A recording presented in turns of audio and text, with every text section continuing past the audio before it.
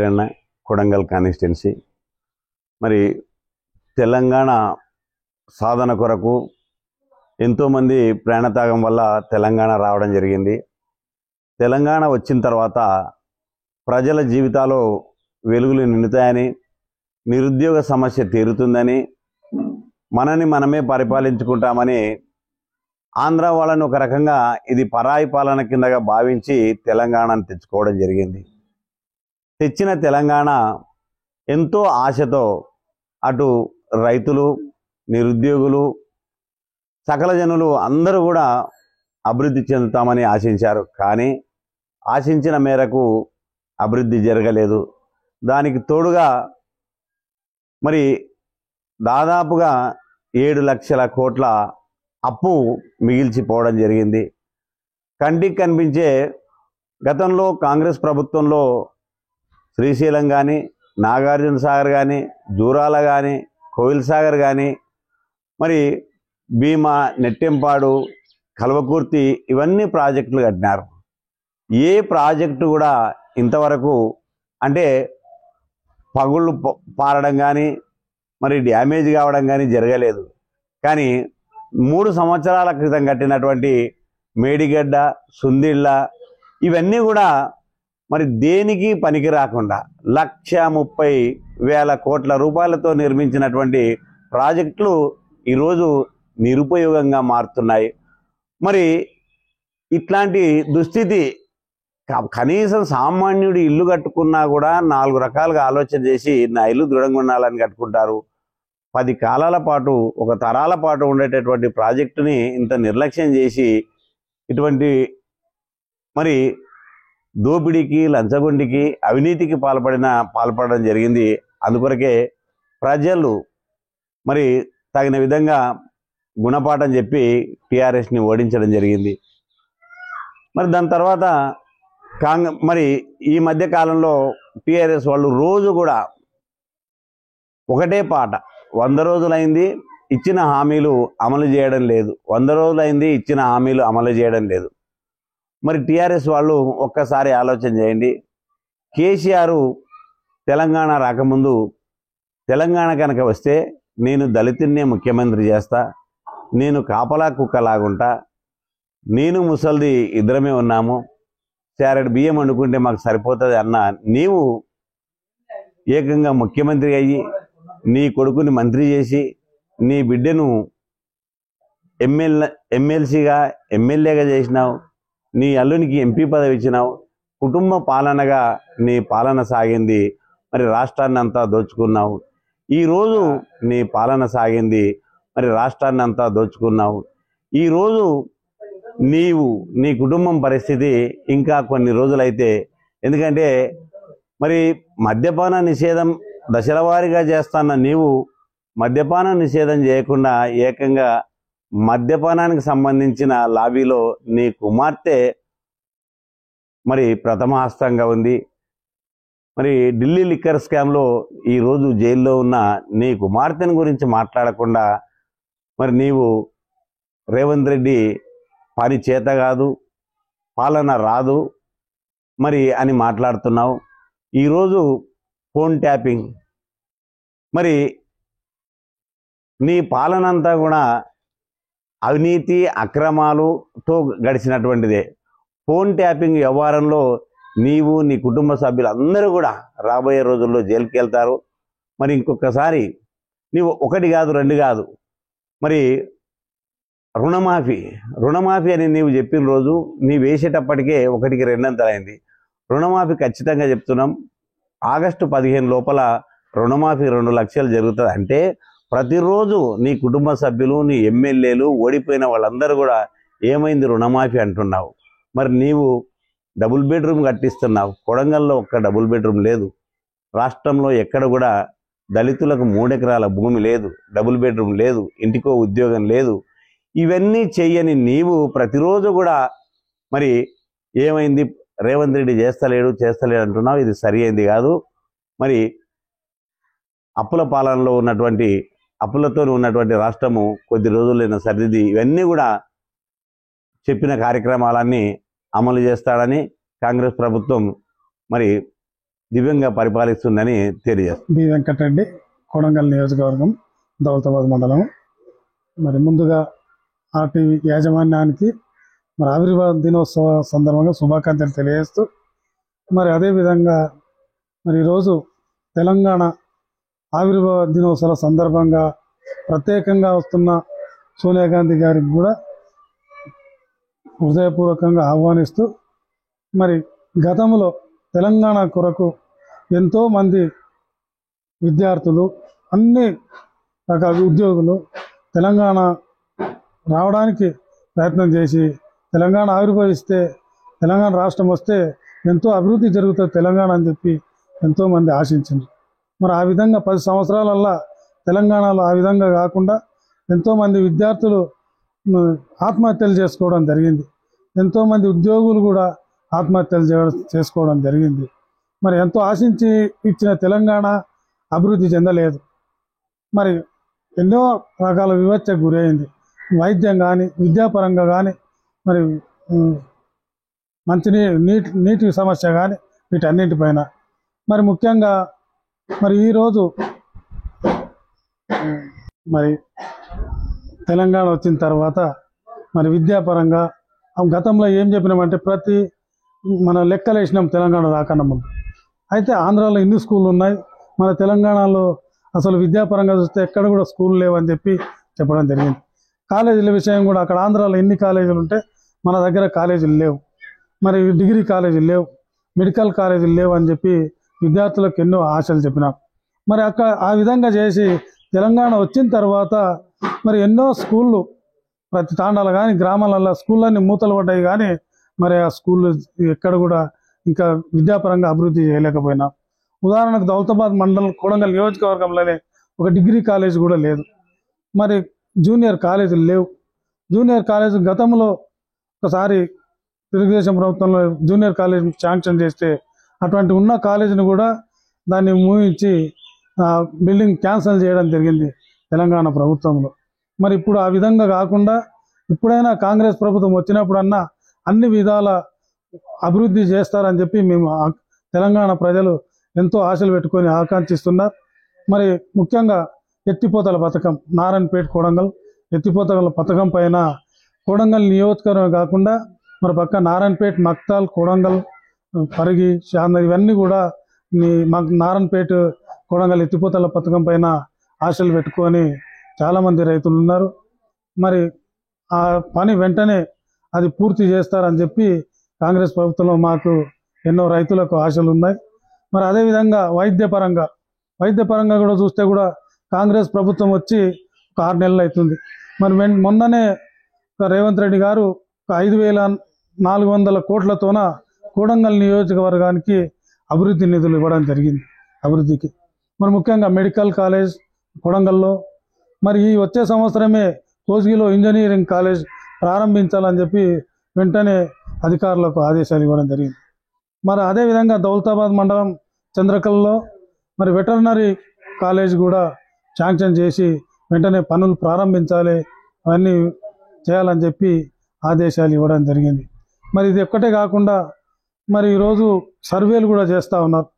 ఎంతోమంది రైతులు కొందరు మా భూములు మునుగుతాయేమో, ఇదవుతుందేమో, చెరువు నిండితే ఇట్లా అని ఆశలు పెట్టుకున్నారు. అటువంటి ఏం జరగదు. కొంతమంది నష్టపోయినా కొడంగల్ నియోజకవర్గం అంతా అభివృద్ధి చెందుతుంది. ప్రజలు కూడా వీటన్నింటిని దృష్టిలో పెట్టుకున్నాలని చెప్పి మేము ఆశిస్తున్నాం.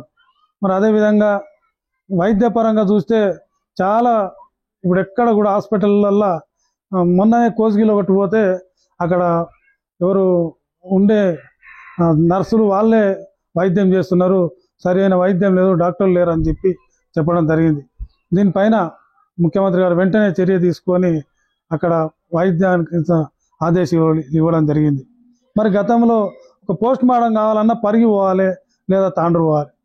మరి ఆ విధంగా కాకుండా ప్రతి మండలంలో 24 గంటలు డాక్టర్లు ఉండే విధంగా, మరి అదేవిధంగా పోస్ట్ మార్టం కూడా ఎక్కడ మండలాలు అక్కడ జరిగే విధంగా ఆదేశాలు ఇవ్వడం జరిగింది. ఆ విధంగా వెంటనే వీటన్నింటిపై కూడా చర్య తీసుకుంటారని చెప్పి కాంగ్రెస్ ప్రభుత్వంలో ఇవన్నీ అమలు అవుతాయి. మరి ముఖ్యంగా కేసీఆర్ మహబూబ్ నగర్లో ఎంపీగా చేయడం జరిగింది. మరి ఆయన ఎంపీ అయిన తర్వాత ముఖ్యమంత్రి కూడా అయినాడు.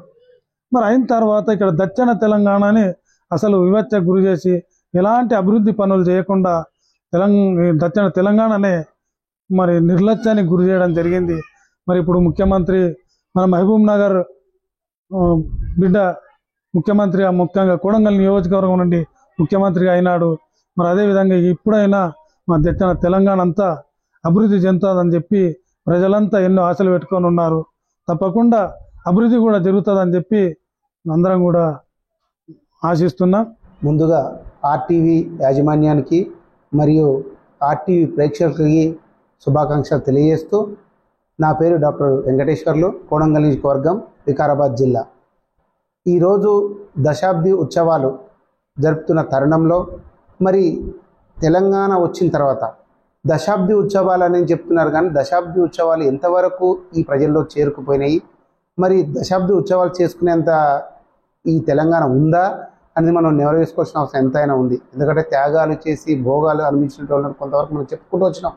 కానీ ఈ భోగాలు అనుభవించిన వాళ్ళు ఈ త్యాగాల గురించి చేసే అర్హత ఉందా లేదా అంటూ కూడా మనం ఆలోచన చేయాల్సిన అవసరం ఉంది. ఎందుకంటే ఈరోజు త్యాగాలు చేసిన వాళ్ళు ఎవరు అడిగే పరిస్థితి లేదు. కానీ దశాబ్ద ఉత్సవాలు పేరు చెప్తున్నారే, ఎవరి కోసం ఈ దశాబ్ది ఉత్సవాలు చేస్తున్నా కూడా తెలియాల్సిన అవసరం కూడా ఉంది. కాబట్టి దశాబ్ది ఉత్సవాలు అనేది మాత్రం ఖచ్చితంగా దీన్ని బట్టి చూసే ఉత్సవాలు జరుపుకోవాల్సిన అవసరం కూడా లేదనిపిస్తుంది. ఎందుకంటే ఇంకా అమరత్వం రగులుతూనే ఉంది, ఇంకా ఎక్కడ చేసిన గొంగడు అక్కడే ఉంది. ఈ దశాబ్ది ఉత్సవాల పేరిట ప్రజల్ని మరొకసారి మోసపోతూనే ఉన్నాం. కాబట్టి దయచేసి ఈ దశాబ్ది ఉత్సవాలంటే ఏంటి, ప్రతి ఒక్క సామాన్య మానవుడు కూడా ఈ తెలంగాణ సాధించిన తర్వాత ఖచ్చితంగా నాకంటూ ఇగో ఇది సాధించాను అని చెప్పుకునేటట్టు ఉండాలి. కానీ యువత ఈరోజు ఏమవుతుంది, నిరుద్యోగులుగా, ఉద్యోగాలు లేక వాళ్ళు ఇచ్చినటువంటి హామీలు కూడా ఏ ఒక్కటి నెరవేర్చకపోవడం, కానీ ఉత్సవాల పేరిట ముందుకు రావటం, ఇది ఎంతవరకు కరెక్ట్ అని కూడా మనం ఆలోచన చేయాలి. ఎందుకంటే ఈరోజు యువత తలుచుకున్నది కాబట్టి ఈ దశాబ్దాల పేరిట 9 సంవత్సరాల లోపే ముందుకు వచ్చారు. దశాబ్దాలు ఉత్సవాలు జరగకముందే 9 సంవత్సరాలకే దశాబ్ది పేరు చెప్పి సంబరాలు జరుపుకున్నారు. ఊరు వాడ చెరువు గట్టల మీద అది ఎంత దారుణంగా చేసినట్టే ఆటలు కోసి ఊరంతా పంచినటువంటి సందర్భం మనం చూసినాం. కానీ ఇప్పుడు ఆ యువతకు ఉద్యోగాలు లేక ఏం లేక రోడ్ల మీద పడి పరిస్థితి నెలకొన్నది. దీన్ని దశాబ్ది ఉత్సవాలుగా మేము చిత్రీకరించాం కూడా. ఎందుకంటే ప్రజలంతా మేలు కోరే ప్రభుత్వమే నిర్వహించినప్పుడే అది దశాబ్ది ఉత్సవాలని చెప్పి ప్రజలు కోరుకుంటారు తప్ప ఇలాంటి మాత్రం ఎవరు కూడా కోరుకునే పరిస్థితి లేరు. ఎందుకంటే ఇప్పటికీ ఎక్కడ వేసిన గొంగళి అక్కడే ఉంది.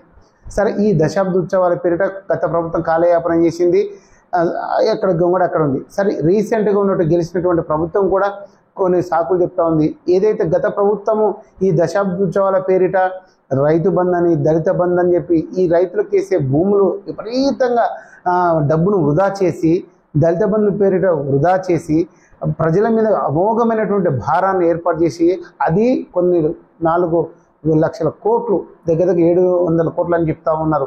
అట్లా జరిగినటువంటి అప్పు తీర్చలేక ఈ ఉత్సవాల పేరిట కొన్ని కోట్లు ఖర్చు పెట్టి, బతుకమ్మ పేరిట కొన్ని కోట్లు ఖర్చు పెట్టి ఇప్పటికే ప్రజలను అడ్డి విరిచినటువంటి చేసినది మనం చూసాం. మరి అవే సాధ్యం కాలేని ఉంటే మళ్ళీ ఈరోజు కొత్త ప్రభుత్వం వచ్చినటువంటి కాంగ్రెస్ ప్రభుత్వం మళ్ళీ 6 ప్రభుత్వ హామీలను తీసుకొని వచ్చింది. గత మోపడైపోయింది, ప్రజల భారాన్ని మోయలేకపోతున్నారని మనం అనుకుంటే మళ్ళీ తాటిగా వచ్చి ములిగా నక్క మీద పడ్డట్టుగా ఇంకొక 6 ఈ పథకాలు తీసుకొచ్చి మళ్ళీ పెట్టారు. ఇక ఉత్సవాలు చేసుకోవాలా, వీళ్ళకు ట్యాక్సులు కట్టాలా, ట్యాక్సీ కట్టేటప్పుడు బాధపడతా ఉన్నాడు, బయటకు పోయేటప్పుడు బాధపడతా ఉన్నారు. నిజంగా ఎంత ఇబ్బంది ఉందో పరిస్థితి. అంటే సామాన్య మానవుడి గురించి ఆలోచించే ప్రభుత్వాలు అయితే లేవు. కేవలం తను మాత్రమే కాపాడుకుంటూ రాజ్యాధికారం కోసం చేజించుకుంటున్నారు తప్ప ఈ దశాబ్ది ఉత్సవాలు కేవలం బడా నాయకులకు, ఏదైతే అధికారం ఉన్నటువంటి పార్టీలకే ఈ దశాబ్ది ఉత్సవాలు జరుగుతున్నాయి తప్ప సామాన్య మానవుడికి మాత్రం ఎప్పుడు కూడా అది నిరంతరం కష్టపడుతూ తను సంపాదించుకున్న దాంట్లో ఈ ట్యాక్స్ రూపంలో మీకు పంచి ఇచ్చి మిమ్మల్ని దశాబ్ది ఉత్సవాలు చేసుకునేటట్టు పరిస్థితి తీసుకొచ్చేది తప్ప నిజంగా ఏ మానవుడు కూడా, ఏ సామాన్య మానవుడు దశాబ్ది ఉత్సవాల పేరిట మాత్రం సంతోషంగా లేరని చెప్పి కూడా తెలియజేస్తా ఉన్నాం. అనుకుంటొచ్చు, ఇప్పుడు నేను వికారాబాద్ జిల్లాలో ఉన్నాను, కొడంగల్ నియోజకవర్గం. మరి ఇప్పుడున్నటువంటి ప్రభుత్వాలు కూడా వచ్చినప్పుడు తరుణంలో ఏమంటున్నారు, ఖచ్చితంగా డెవలప్ అవుతుంది. ఎక్కడ డెవలప్ అవుతుంది చెప్పండి, ఏడా డెవలప్ అయింది చెప్పండి. నిజంగా ఎక్కడ కూడా డెవలప్ కాలే. ఏదన్నా డబ్బులు చేయాలనుకున్న టైంలో ఇగో ఎన్నికల సాకు చెప్పటము, నోటిఫికేషన్ ఇచ్చిందని చెప్పటము, ఎన్నికల కోడ్ ఉందని చెప్పటము తప్ప కాలయాపన చేస్తున్నారు తప్ప ఏ ఒక్కటి కూడా అమలు అవుతలేదు. ఈ గతంలో చూసుకుంటే ఇప్పుడున్న పరిస్థితి చూస్తే కాస్త కూస్తో గతంలో 2018లో గెలిచినటువంటి టీఆర్ఎస్ ప్రభుత్వం కొంత రోడ్లు మెరుగుపరిచిన మాట వాస్తవం ఒప్పుకోవాలి, వాస్తవం ఒప్పుకుందాం. అంతే తప్పించి పెద్దగా వాళ్ళు చేసింది ఏం లేదు, యువతకు పెద్దగా పెట్టింది ఏం లేదు. కాబట్టి నిజంగా ఇప్పుడున్న ప్రభుత్వం చర్య తీసుకొని ఈ దశాబ్ది ఉత్సవాల పేరు రేపు జరగబోయే ఆవిర్భావ సభలో కూడా ప్రజలకు మేలు కొరిగేటట్టుగా, ప్రజలకు ఏదైతే అవసరమో ఆ అవసరాన్ని తీసుకొచ్చి ప్రజల సమస్యల మీద ఉన్నటువంటి ప్రభుత్వం తీసుకొచ్చి ఆ యొక్క వాటిని సాల్వ్ చేసే విధంగా ప్రభుత్వాలు ఉండాలి తప్ప అంతేగాని ఈ పక్కకు వదిలేసి మళ్ళీ ఏదో ఒక టాపిక్ డైవర్ట్ చేసి ప్రజల నాడిని పక్కకు పెట్టే విధంగా చేస్తున్నటువంటి ఈ ప్రభుత్వాలకు మాత్రం నిజంగా ఈ దశాబ్ది ఉత్సవాలు అయితే ఉత్సవాలు అనమని చెప్పి కూడా తెలియజేస్తా ఉన్నాం. నా పేరు రెడ్డి శ్రీనివాస్, కోడంగల్ నియోజకవర్గం, ఉస్మాన్ యూనివర్సిటీ పిహెచ్డి స్కాలర్. ముందుగా ఆర్టీవీ యాజమాన్యానికి తెలంగాణ రాష్ట్రం ఏర్పడి దశాబ్దం ఒక 10 సంవత్సరాలు పూర్తి చేసుకున్న ఈ సందర్భంగా ఆర్టీవీ యాజమాన్యానికి మరియు తెలంగాణ ప్రజానీకానికి అందరికీ హార్దిక శుభాకాంక్షలు తెలియజేసుకుంటూ, ఈ 10 ఏళ్లలో ఏదైతే మనం కలలుగన్న ఈ తెలంగాణ సాధనలో అనేక మంది అమరుల త్యాగం వల్ల ఏర్పడిన ఈ తెలంగాణ ఇప్పుడిప్పుడే కోలుకుంటున్న ఈ సందర్భంలో మనం కలలుగన్న ఈ స్వరాష్ట్రం ఇంకా అభివృద్ధి పదంలో వేగంగా దూసుకుపోవాలంటే ఈ రాష్ట్రంలో ఉన్నటువంటి యువకులు కావచ్చు, మేధావులు కావచ్చు, కవులు కావచ్చు, కర్షకులు కావచ్చు అత్యంత వేగంగా ఆలోచనతో ముందుకు పోవాల్సిన సందర్భం ఉంది. ఎందుకంటే గడిచిన 10 సంవత్సరాలలో కేసీఆర్ గారు వారు తీసుకున్న కొన్ని నిర్ణయాల వల్ల తెలంగాణ కొంచెం కుంటబడిందన్నది వాస్తవాన్ని ఒప్పుకోవాల్సిన సందర్భం. ఈ రాష్ట్రంలో కొత్తగా ఏర్పడిన కాంగ్రెస్ ప్రభుత్వం ఎందుకంటే అనుభవం ఉంది, యువకుడు ఈ రాష్ట్రాన్ని ముందుకు తీసుకుపోవాలని ఆలోచనతోని శక్తి వంచన లేకుండా 18 గంటలు పనిచేస్తున్న గౌరవ ముఖ్యమంత్రి రేవంత్ రెడ్డి గారి మీద సంపూర్ణంగా విశ్వాసం ఉంది. ఎందుకంటే ఈరోజు కాంగ్రెస్ పార్టీ సిద్ధాంతంలో ఉంది ఈ సమాజంలో ఉన్నటువంటి అన్ని వర్గాలను ముందుకు తీసుకుపోవాలనే ఆలోచనతోని కాంగ్రెస్ ప్రభుత్వం పోతుంది. కాబట్టి ఉస్మానియా విద్యార్థులుగా ఈ తెలంగాణ ఉద్యమంలో మేము గిట్లా పార్టిసిపేట్ చేసినాం, కేసులు అనుభవించినాం, అనేక త్యాగాలు చేసి మా జీవితాన్ని పణంగా పెట్టి ఈ రాష్ట్రం సిద్ధించడం కోసం మేము ప్రయత్నం చేసినాం. కాబట్టి ఈరోజు humble request our chief minister Revanth అన్న, మీరు ఖచ్చితంగా ఈ రాష్ట్రాన్ని మీరు ఎన్నికల సందర్భంగా ఇచ్చిన మాట ప్రకారం 29 రాష్ట్రాల్లో అగ్రగామి రాష్ట్రంగా తీర్చిదిద్దే గొప్ప అవకాశం మీకు వచ్చింది. కాబట్టి ఈ రాష్ట్రంలో ఉన్నటువంటి నిరుద్యోగులని, రైతులను కావచ్చు, మేధావులు కావచ్చు అందరినీ కలుపుకపోయి ఒక సమిష్టిగా నిర్ణయాలు తీసుకొని ఈ రాష్ట్రాన్ని ఇంకా గొప్పగా అన్ని రాష్ట్రాల కన్నా ముందుకు పోయే విధంగా దూసుకుపోవాలని వ్యక్తిగతంగా నాకు ఇలా చాలా సంతోషం. ఎందుకంటే కోడంగల్ లాంటి గ్రామీణ ప్రాంతానికి వెళ్ళి వచ్చి ఉస్మాన్ యూనివర్సిటీలో విద్యార్థి నాయకునిగా ఈరోజు ఉద్యమంలో భాగస్వాములై ఈరోజు మేమందరం నడిపించినాం. ఆ రోజు ఆంధ్ర వాళ్ళు అనేక విధాలుగా మాపై అక్రమ కేసులు పెట్టించిన, ఈరోజు జైలుకు పంపించిన, వీరోచిత పోరాటం చేసి తెలంగాణ సాధించడం అనేది ఒక సాటిస్ఫాక్షన్. ఎందుకంటే మా కళ్ళ ముందే అనేక మంది చనిపోతున్న ఈరోజు వాళ్ళు తెలంగాణ ఆకాంక్షను చూడకుండా చనిపోయినరు. మా అదృష్టం ఏంటంటే తెలంగాణ కళ్ళ ముందు చూసినామని ఒక గొప్ప సంతోషం అయితే జీవితాంతం మాకు వెంటాడుతుంది. కాబట్టి ఇక్కడ ఉన్నటువంటి ఈ ప్రాంతంలో కోడంగల్ నియోజకవర్గంలో మాకన్నా పూర్వీకులు ఏదైతే 69 ఉద్యమంలో కోడంగల్ బస్టాండ్ సాక్షిగా ఆవుల చిన్నయ్య అనే ఒక ఉద్యమకారుడు ఇక్కడ ఇట్లా అశువులు అర్పించడం జరిగింది. కాబట్టి ఆయననే స్ఫూర్తి తీసుకొని ఈ 2009 మలిదశ ఉద్యమంలో అనేక మంది ఏదైతే తెలంగాణ ఉద్యమ ఆకాంక్షల కోసం పుట్టిన టీఆర్ఎస్ పార్టీ కావచ్చు, ఇంకా దానికి తెలంగాణ వాదాన్ని ముందుకు తీసుకుపోలే ఆలోచించిన వాళ్ళు చాలా మంది కొట్లాడారు. అందులో ఇట్లా మేము ఇట్లా ఉన్నాం.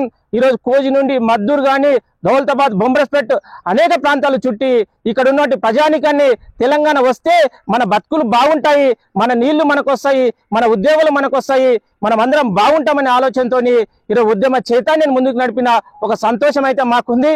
ఈ 10 ఏళ్లలో ఇంకా మేము అనుకున్న ఆకాంక్షనైతే ఇంకా మేము చేరుకోలేదు. కాబట్టి ఇప్పుడున్న ప్రభుత్వం అన్న నిజంగా ఈరోజు మన నీళ్లు కావచ్చు, మన నిధులు కావచ్చు, మన ఉద్యోగులు కావచ్చు మన ప్రాంత బిడ్డలకు చెందించే విధంగా ఈ ప్రభుత్వం నిర్ణయం తీసుకుంటుందని మాకైతే గౌరవ ముఖ్యమంత్రి రేవంత్ రెడ్డి గారిపై సంపూర్ణ విశ్వాసం ఉంది.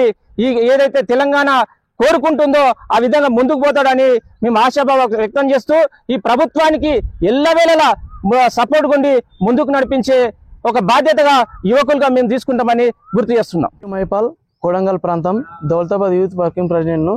అయితే ఈరోజు ఏదైతే దశాబ్ద ఉత్సవాల సందర్భంగా ఆర్టీవీ యాజమాన్యానికి యావత్ తెలంగాణ రాష్ట్ర తరపున కృతజ్ఞతలు తెలుపుతూ, ముందుగా దశాబ్ద ఉత్సవాలు ఎందుకనంటే ఆ రోజు తెలంగాణ ఇచ్చినందుకు సోనియమ్మ గారికి కృతజ్ఞతగా, మరి అదేవిధంగా ఇక్కడ వచ్చినటువంటి కాంగ్రెస్ ప్రభుత్వం ఇంతకు ముందు ప్రభుత్వం చేసిన